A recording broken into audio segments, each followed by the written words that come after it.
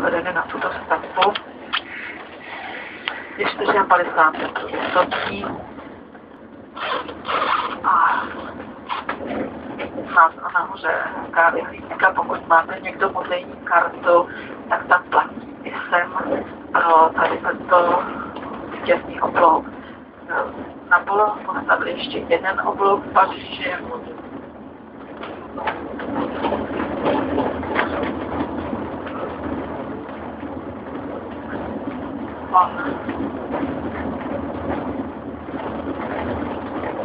Ustal se malý kancel, ale nebyl první, kdo tady stavěl triumfální brány, tohle vzoru triumfální brán. Předtím dávno to postavil Ludvík 14. král Slunce, a to bránu Svatodivišskou a Svatomartinskou z takové severovýchodní části Paříže. To je zase na paměť tady těch. Tak klepérem dolů a tam kolem kaderu jdeme dolů. Jo, ten samozřejmě Ludvík 14. to postavil na paměť svých vítězství na Rýně a ve Vlasech. Tento vítězný oblouk byl dokončen až v roce 1836, to už 15 roku na toho nežil. Tady je to vlastně docela výrazný, ze strany Champs-Élysées je, trošku tady vidíme tu louku, teď na druhé straně, tak to je ta slavná plastika Françoise Ribeiro, pokud Marie Marseillaise. A to je stejně potom na tom, tady vidíme bitvu u Slavkova.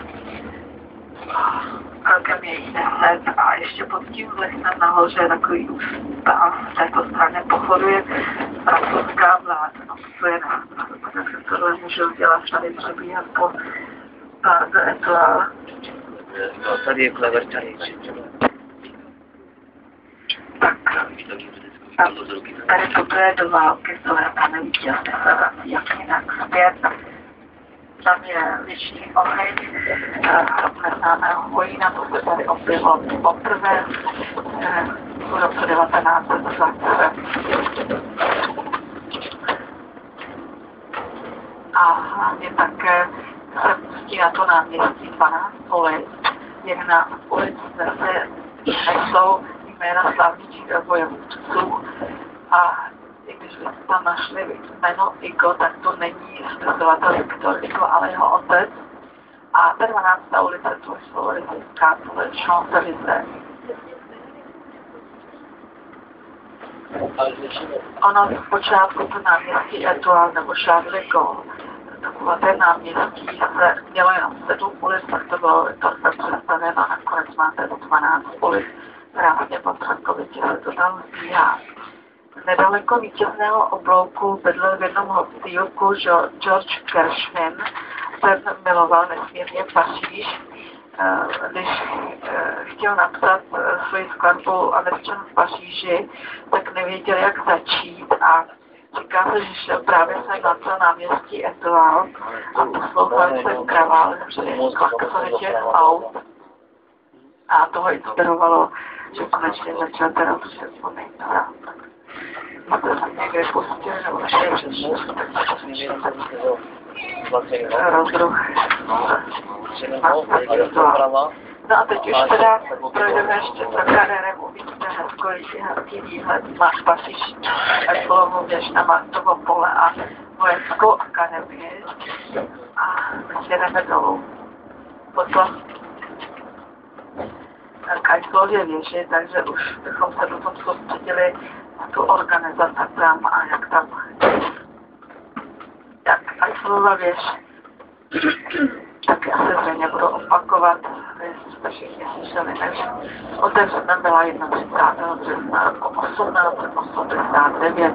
Už 3 roky předtím začaly být plánovány, nebo tedy několik roků před otevření byl vyhlášen konkurs, protože Paříž chtěla oslavit té výročí francouzské revoluce. To chtěla oslavit nejenom nějakou okázalou stavbou nebo novinkou tady v Paříži, ale chtěla také oslavit nebo přitáhnout pozornost připravované velké světové průmyslové výstavy, které tady právě k oslavení k 8. výročí konkurzu nakonec po všech těch peripetích vyhrál projekt inženýra Gustava Eichela. On sám tvůrcem té věže není, ale protože to bylo přilášeno pod jeho ateliérem, tak to mělo velkou šanci na úspěch. Ono v tom konkurzu byly třeba většiny na gilotiny nebo ještě rozestavená přes obřehy a řada dalších nápadů, ale taky zaváží. Tak teď jsme na náměstí Trocadero, podle jemné pevnosti v kávě jsou pojmenované a tady jsou dvě křídla a dalších muzeí.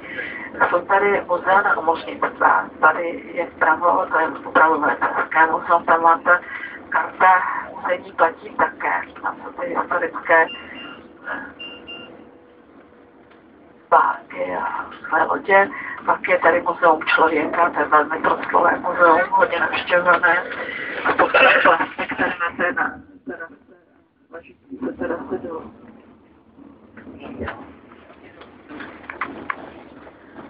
Letíme na Eiffelovu věž, na ní se tady rozkládá kilometr dlouhé Martovo pole.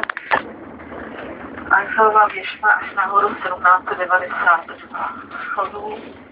První, druhé poschodí se výjíždí s velkými kabinami, tam zapojímá 100 lidí. Tam potom vystoupit přejít takové taky patro a dostat do těch výtahů, které potom vedou k štíhlé věži. Nahoře je salon Gustava Eichela. O to věž je tak strašně rád, že tam pracoval, přijímal návštěvy a je tam malé takové panoptikum, je tam mozkové figury, tam figury na Gustava Eichela. Jak se říká, jeho duch tady určitě někde bloudí. A určitě by byl šťastný, kdyby viděl ty fronty, jak tady se otřem vstup do věže, ty návštěvníci tady v okolí čekají, protože on za svůj život musel mnohokrát bojovat, aby ta věž zůstala byla zbouraná, protože ta první konstrukce byla na 20 roků.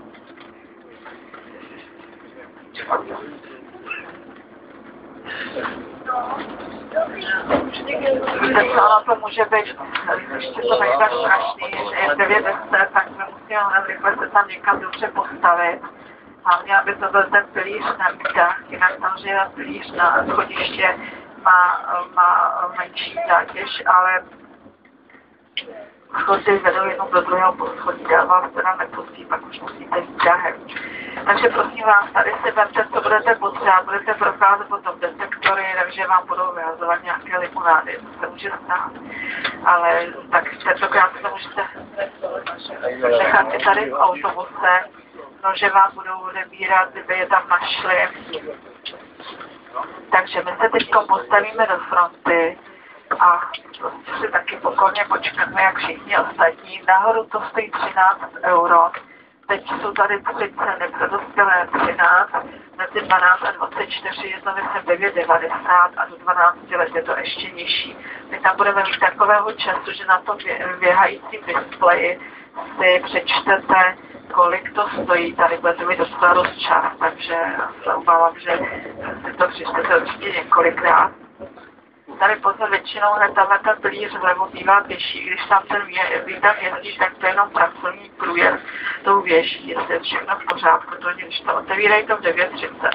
Takže musíme se postavit na individuály a mám pocit, že to bude tadyhle ta fronta, jak končí. Teď tady ti modří v čepičkách, to ještě nebylo tak zlé, ale už je to tam dost. Já jsem docela překvapená, že jsme tady chtěla taky. Ano. Prosím vás, tady někde bude stát autobus, jo? Tady na tom parkovišti, nevím, kde se podaří panu řidiči pro nás přijet. Řekneme si v 11:45, to znamená ve 3/4 na 12.